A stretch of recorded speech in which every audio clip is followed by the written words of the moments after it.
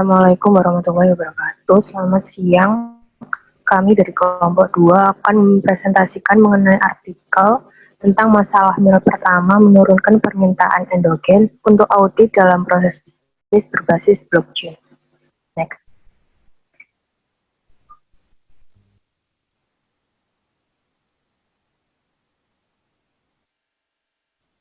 Next.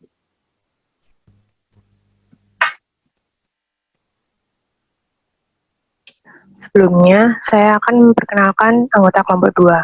Yang pertama dari Rizky Amalia Juaninata, NPM 2001 3010157. Yang kedua dari Rizka Dwi Cahyani, NPM 2001 3010185. Yang ketiga ada Eki Mulia Asa Sukowati, NPM 2001 3010195. Yang keempat ada Anjeli Setiawati, NPM 201 3010206. Yang kelima adalah Latifah Nurul Faiza, NPM 2001 3010277. Yang keenam ada Fania Sarun Adelia, NPM 201 3010287. Yang pertama ada pendahuluan. Blockchain merupakan salah satu teknologi yang paling menarik investasi pada saat ini. Faktor kontribusinya yaitu utamanya untuk pasar pertumbuhan tumbuh dalam investasi dalam teknologi blockchain, yaitu pendanaan modal ventura dan adopsi teknologi blockchain dalam manajemen rantai pasokan dan retail. Pada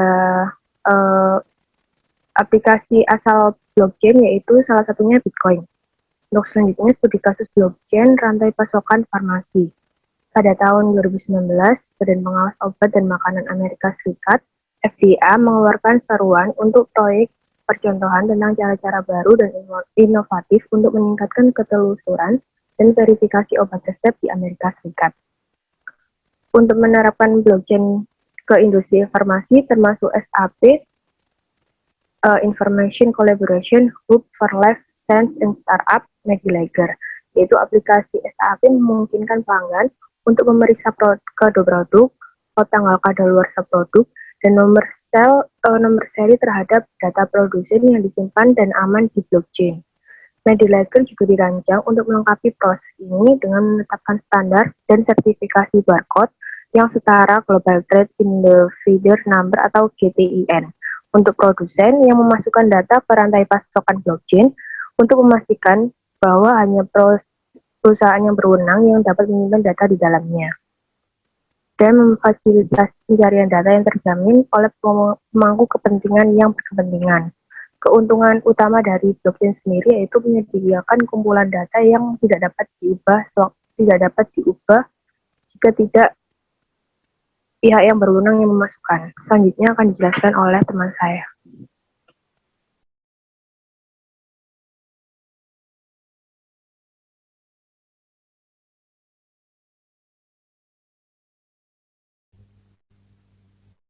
Untuk yang selanjutnya yaitu apakah blockchain selalu menjadi solusi yang tepat? Penggunaan teknologi blockchain yang bebas dikelola membuat seluruh transaksi menjadi lebih aman dari korupsi dan transparan. Bahkan, teknologi ini memiliki kemungkinan kecil untuk diretas karena sistemnya tidak mudah dibobol.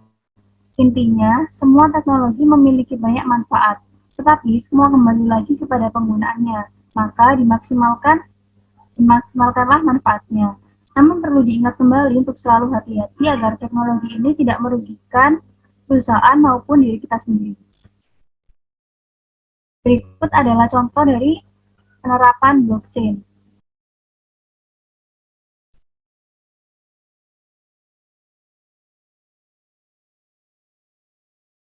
Sebuah proses melintasi batas-batas kepercayaan penting karena berarti harus ada mekanisme untuk menjaga kepercayaan pada data itu sendiri. Cara tradisional untuk melakukannya adalah dengan mengandalkan pihak ketiga yang dipercaya oleh semua pihak, misalnya bank atau grosir. Secara umum, semua kondisi ini, baik secara individu atau dalam kombinasi, memiliki solusi khusus yang tidak mengharuskan penggunaan blockchain.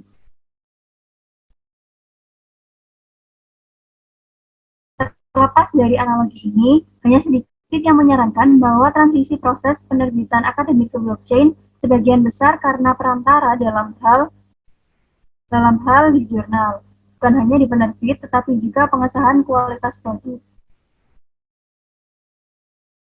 Namun, pada akhirnya, blockchain adalah sarana menuju tujuan dan bukan tujuan itu sendiri.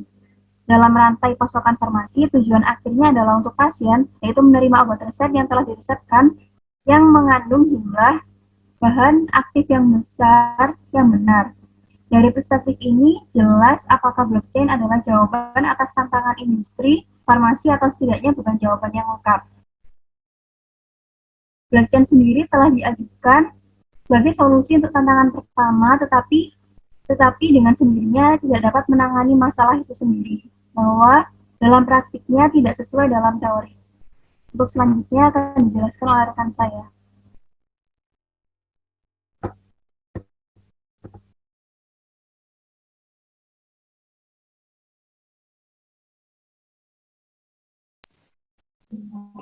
Selanjutnya yaitu blockchain sebagai komponen dari proses bisnis.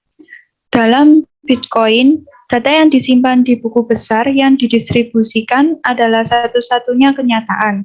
Data tersebut mencatat transaksi apa saja yang telah dilakukan dan memastikan bahwa Bitcoin tidak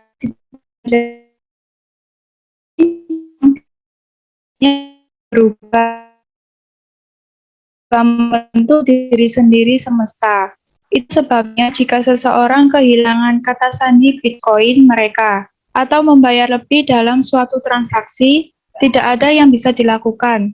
Tidak ada kesalahan yang dapat diperbaiki, tidak ada otoritas untuk membuka kunci blockchain untuk Anda. Untuk itu, selama kontrol aplikasi dan mekanisme validasi bekerja, data yang dimasukkan oleh pengguna sama dengan yang disimpan dalam buku besar distribusi. Hal tersebut mengatakan blockchain ini berfungsi, yang artinya bahwa pengguna mempercayainya untuk tidak mengubah data yang dimasukkan ke dalamnya. Untuk itu, lingkungan blockchain digital asli dengan lingkungan yang melibatkan transaksi fisik terdapat perbedaan, di mana perbedaan muncul adalah perbedaan yang jelas antara realitas transaksi yang terjadi dan realitas yang dijelaskan oleh data yang disimpan dalam buku besar terdistribusi blockchain. Kesenjangan antara realitas fisik dan representasi data dari realitas itulah yang kita sebut sebagai masalah mil pertama. Selanjutnya akan dijelaskan oleh rekan saya.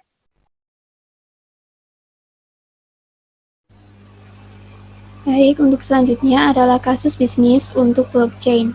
Di sini dinyatakan bahwa semakin banyak pihak yang ada dalam rantai proses dan semakin tidak terintegrasinya mereka, semakin besar nilai dalam memiliki buku besar terdistribusi di mana semua pihak dapat melihat informasi yang sama, sehingga memastikan integritas data.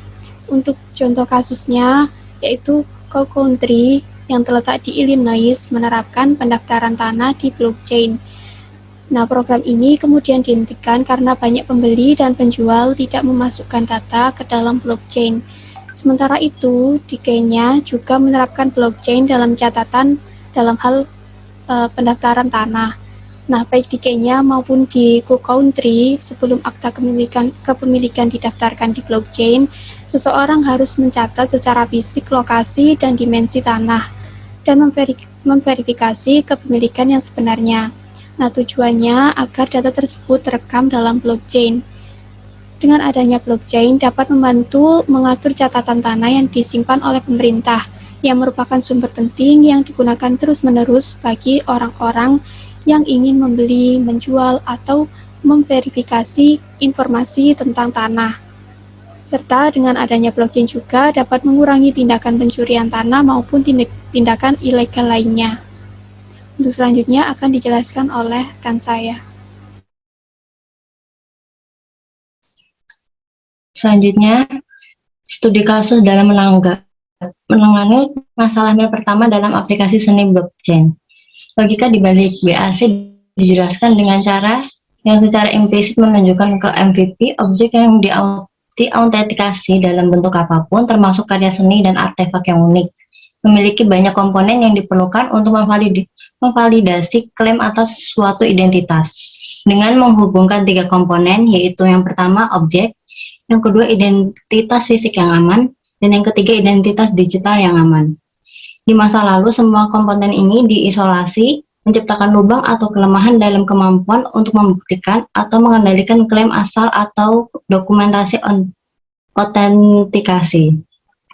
Selanjutnya ada stiker. Stiker tersebut dianalogikan dengan hologram yang digunakan untuk meyakinkan konsumen bahwa mereka membeli produk yang tidak palsu, dengan fitur tambahan dari nomor buku besar blockchain yang dikodekan ke dalam chip RFID yang tertanam.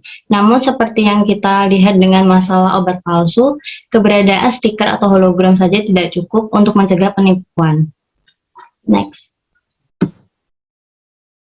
Selanjutnya, studi kasus dalam menangani masalah MIA pertama dalam aplikasi seni blockchain.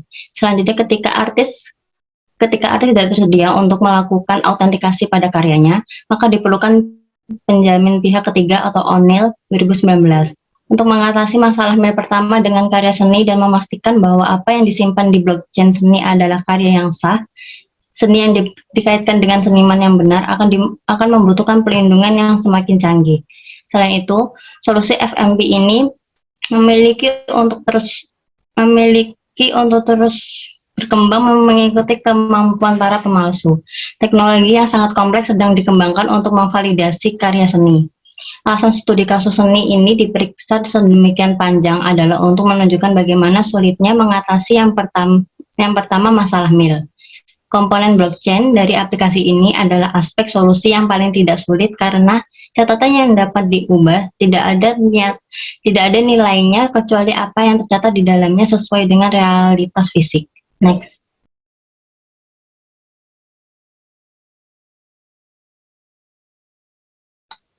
Jika jaminan adalah solusi yang diadopsi dari pasar terhadap masalah MIL pertama tertentu dalam proses bisnis blockchain, perusahaan audit harus bergerak cepat untuk menghindari munculnya penyedia jaminan pesaing. Mereka perlu mengembangkan standar tentang bagaimana audit dilakukan dan jenis laporan apa yang harus disediakan. Jika pengguna blockchain mengembangkan lembaran digital, maka auditor dapat memverifikasi bahwa itu memang sesuai dengan kenyataan. Sementara catatan tidak dapat diubah setelah ditempatkan di blockchain. Akan ada kebutuhan berkelanjutan untuk memverifikasi bahwa gambaran digital terus sesuai dengan kenyataan.